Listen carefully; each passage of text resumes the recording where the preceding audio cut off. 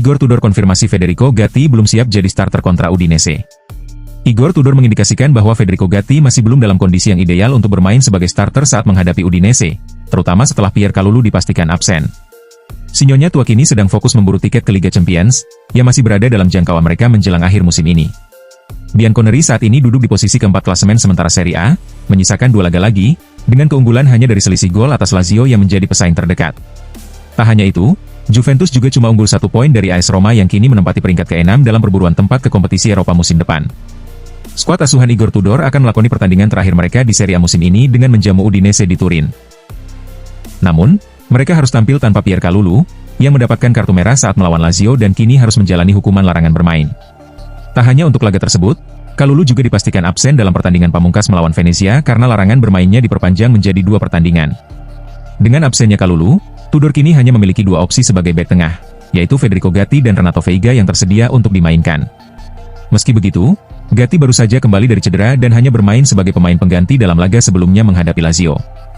Tudor pun memberikan sinyal bahwa kondisi Gatti masih belum memungkinkan untuk tampil sejak menit pertama saat menghadapi Udinese. Melihat apa yang telah dilakukannya, pilihan terbaik bagi Gatti tetap seperti laga sebelumnya, yakni bermain dari bangku cadangan, ujar Tudor seperti dilaporkan oleh Bianconero, mengindikasikan Gatti belum akan turun sebagai starter.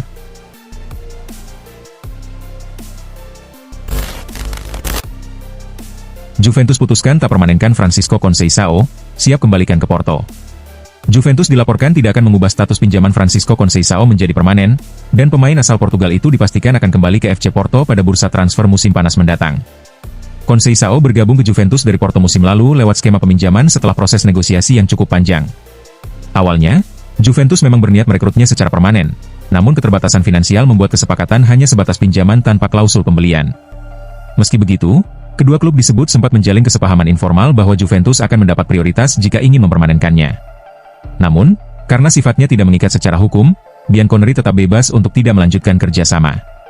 Di awal masa peminjamannya, Conceição cukup sering mendapatkan kesempatan bermain di bawah pelatih Thiago Motta, yang menyukai tipe pemain sayap klasik seperti dirinya. Namun, sejak kursi pelatih diisi oleh Igor Tudor, peran sang pemain mulai tersisih karena perubahan taktik. Tudor mengandalkan sistem permainan yang tidak terlalu membutuhkan winger murni. Hal ini membuat menit bermain Conceição semakin menurun drastis, bahkan nyaris tak terlihat dalam skuad utama dalam beberapa laga terakhir. Menurut laporan dari Fabrizio Romano, Juventus kini telah memutuskan untuk tidak mempermanenkan status sang pemain, karena kontribusinya dinilai tidak sesuai kebutuhan tim di bawah komando Tudor. Dengan demikian, Conceição akan mengakhiri masa peminjamannya di Turin dalam waktu dekat dan bersiap kembali ke klub asalnya, FC Porto.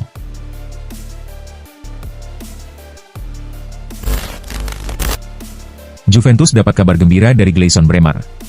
Menurut laporan dari Sky Sport Italia, Gleison Bremer telah kembali menjalani latihan dengan bola, memberikan harapan bagi Juventus bahwa ia bisa tampil di ajang Piala Dunia antar klub 2025 mendatang.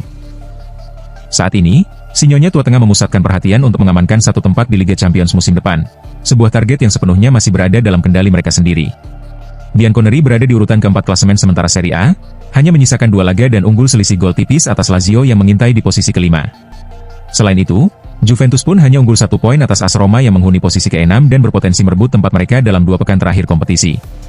Di tengah masalah di sektor pertahanan, kabar baik datang dari Bremer, yang dilaporkan sudah kembali menjalani sesi latihan dengan bola menurut laporan Sky Sport Italia.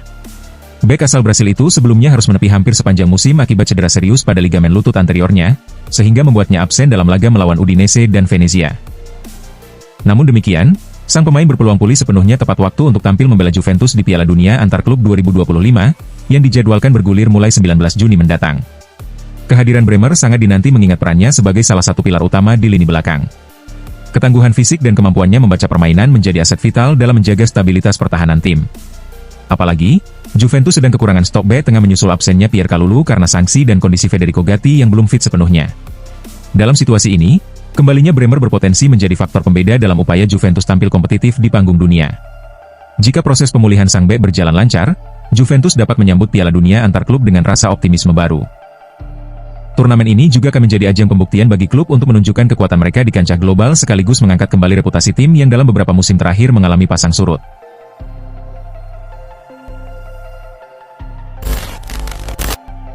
Meski meredup di Juventus, Nicolas Gonzalez tetap dipanggil ke timnas Argentina. Meski penampilannya kurang mengesankan musim ini, winger Juventus Nicolas Gonzalez tetap dipercaya memperkuat tim nasional Argentina.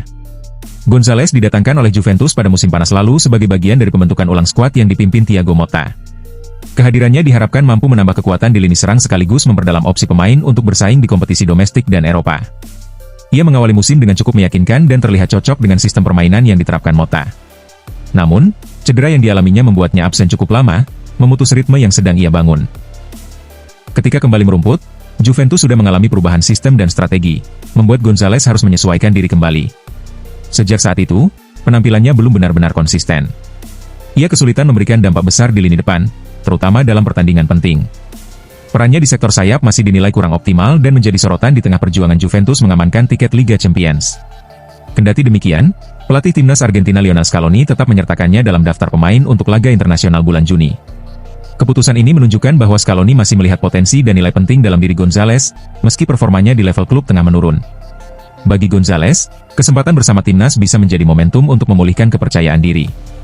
Juventus pun berharap pengalaman positif di level internasional akan membantunya kembali tampil tajam dan bersemangat ketika kembali ke Turin.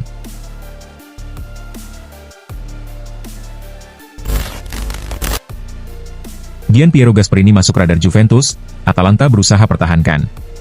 Atalanta disebut tengah berupaya mempertahankan Gianpiero Gasperini sebagai pelatih utama mereka, menyusul munculnya kabar bahwa Juventus menunjukkan minat serius untuk merekrutnya pada musim mendatang. Juventus saat ini sedang menyeleksi kandidat pelatih baru untuk musim depan, dan nama Gianpiero Gasperini muncul sebagai salah satu opsi favorit. Setelah musim yang penuh ketidakpastian dan pergantian pelatih, Bianconeri membutuhkan figur berpengalaman dengan reputasi terbukti, dan Gasperini dinilai memenuhi kriteria tersebut. Pelatih berusia senior itu telah mengukir prestasi gemilang selama lebih dari 10 tahun menukangi Atalanta. Di bawah bimbingannya, tim asal Bergamo berkembang menjadi kekuatan yang stabil, baik di kancah Serie A maupun kompetisi Eropa.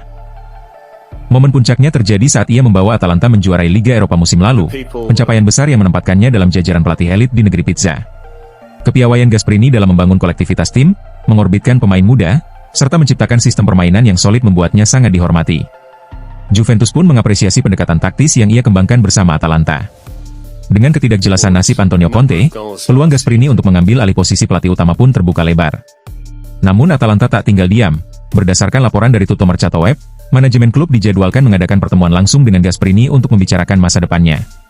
Mereka siap mengabulkan sejumlah permintaannya, termasuk memperkuat skuad agar bisa terus bersaing di level atas, demi mempertahankannya.